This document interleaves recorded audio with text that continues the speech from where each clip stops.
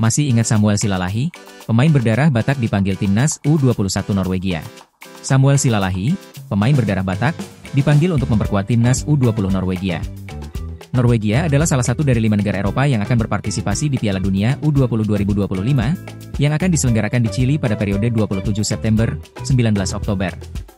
Nama Samuel Silalahi telah dinyatakan masuk dalam barisan 20 pemain yang dipanggil pelatih timnas U20, BJRN Johansen, untuk pertandingan persahabatan internasional melawan Uzbekistan dan Ukraina, yang akan dimainkan di Turki pada periode 17 hingga 26 Maret 2025. Samuel Silalahi adalah pemain sepak bola profesional asal Norwegia keturunan Batak yang bermain sebagai gelandang serang untuk klub Strømsgodset di Eliteserien, Liga Utama Norwegia.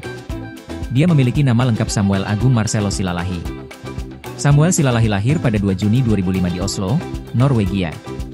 Di lapangan hijau, dia dapat bermain di posisi gelandang serang, gelandang tengah, maupun sayap kiri. Meskipun berasal dari Norwegia, Samuel tetap memiliki identitas Indonesia yang kental, yang menjadi daya tarik bagi penggemar sepak bola di tanah air. Jika karirnya terus berkembang seperti yang diharapkan, ia bisa jadi penerus Odegaard, yang kini menjadi salah satu pemain terbaik di timnas Norwegia.